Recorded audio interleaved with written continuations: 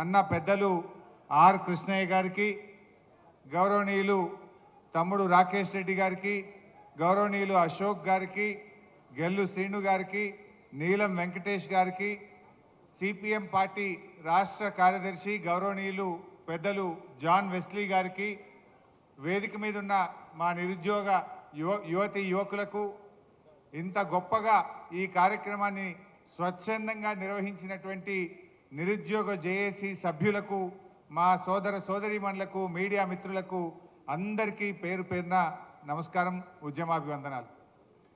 కాలాతీతమైంది, నేను ఎక్కువ టైం తీసుకోను, 5-10 నిమిషాల్లోనే ముగిస్తాను.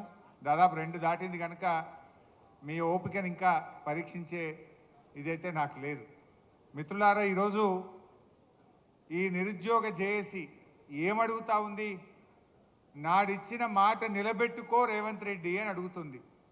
ఇదే రేవంత్ రెడ్డి ఆనాడు నిరుద్యోగ యువతి యువకుల దగ్గరికి వచ్చి వేడుకున్నాడు, ఎన్నికల్లో వాడుకున్నాడు. గద్దెనెక్కిన తర్వాత ఏమైందయ్యా నువ్వు ఇచ్చిన మాట అంటే ఇవాళ మొండి చేయి చూపిస్తా ఉన్నాడు, నిరంకుశంగా అణిచివేసే ప్రయత్నం చేస్తూ ఉన్నాడు.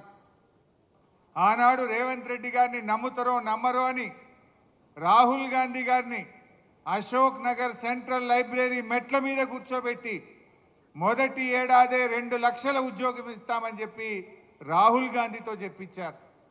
ప్రియాంక గాంధీ గారితో సరూర్ నగర్ స్టేడియంలో మీటింగ్ పెట్టి మొదటి ఏడాది 2 లక్షల ఉద్యోగాలు ఇస్తామని, రాజీవ్ యువ వికాసం ఇస్తామని, 4000 నిరుద్యోగ భృతి ఇస్తామని, బ్యాక్లాగ్ పోస్టులన్నీ నియామకాలు చేస్తామని ఎన్నెన్నో మాటలు చెప్పించారు. మరి మాటలు చెప్పిన రాహుల్ గాంధీ, మాటలు చెప్పిన ప్రియాంక గాంధీ ఇలా పత్తా లేకుండా పోయినరు. గాంధీలు మాయమైపోయినరు. గాంధీల పేరు చెప్పి ఓట్లు అడిగినరు. మేనిఫెస్టోలో పెట్టి బాండ్ పేపర్లు పంచి గద్దెనెక్కిన ఇవాళ రేవంత్ రెడ్డి ఏమో ఏమైందయ్యా అంటే ఇవాళ అలా కూర్చున్నాడు, జూబ్లీ హిల్స్ ప్యాలెస్లో కూర్చున్నాడు. వెనకటికి ఎవడో అట్టపర్వతం ఎత్తి నేను ఆంజనేయ స్వామి అనుకున్నాడట, నెత్తిన ఈక పెట్టుకొని శ్రీకృష్ణుడు అనుకున్నాడట. ఇవాళ ఈ రేవంత్ రెడ్డి కూడా జూబ్లీ హిల్స్ ప్యాలెస్లో పోలీస్ పహారాల మధ్య కూర్చొని ఈయన కూడా అట్లే భావిస్తా ఉన్నాడు. నీకు దమ్ముంటే రేవంత్ రెడ్డి పోలీసోళ్ళు లేకుండా ఒక్కసారి చిక్కడపల్లికో, దిల్సుఖ్ నగర్కో, అశోక్ నగర్ సెంట్రల్ లైబ్రరీకి రా, నీ బట్టలు కూడా విప్పి పంపుతారు.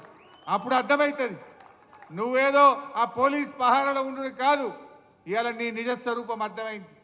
రాష్ట్ర ప్రజలకు 2 ఏళ్లలోనే రేవంత్ రెడ్డి యొక్క మోసాలు, కాంగ్రెస్ దగ ఈ రాష్ట్రంలో అన్ని వర్గాల ప్రజలకు కూడా అర్థమైంది.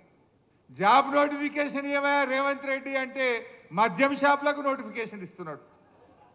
సిగ్గులేదు. ఆ మద్యం షాపులకు ఇంకా 2 నెలల టైం ఉన్నది, అదేమో అడ్వాన్స్ పిలిచిండు. 2 నెలల ముందే మద్యం షాపులకు నోటిఫికేషన్ ఇచ్చిండు. జాబ్ నోటిఫికేషన్ ఆనాడు అసెంబ్లీలో బీఆర్ఎస్ పార్టీ ఏమైంది నీ జాబ్ క్యాలెండర్ అని నిలదీసింది. మేం గట్టిగా పట్టుబడితే ఓ జాబ్ క్యాలెండర్ని పెట్టిండు, మాట్లాడకుండానే అసెంబ్లీ వాయిదా వేసుకొని పారిపోయింది. గన్ పార్క్ దగ్గర పోయి ధర్నా చేసినాం ఆ రోజు బీఆర్ఎస్ ఎమ్మెల్యేలం. ఏంది ఈ జాబ్ క్యాలెండర్, ఈ దగా క్యాలెండర్ ఏంది అని అడిగినాం. పోనీ అదన్నా నిలుపుకున్నారా? అందులో ఉద్యోగాల సంఖ్య లేదు, డేట్లు మాత్రం పెట్టిండ్రు. ఆ ఒక్క డేట్ అన్నా, ఒక్క నోటిఫికేషన్ అన్నా ఇచ్చినవా రేవంత్ రెడ్డి అని నేను అడుగుతా ఉన్నా. జాబ్ క్యాలెండర్లో చెప్పినట్టు ఒక్క నోటిఫికేషన్ కూడా కాంగ్రెస్ పార్టీ ఈ రోజు వరకు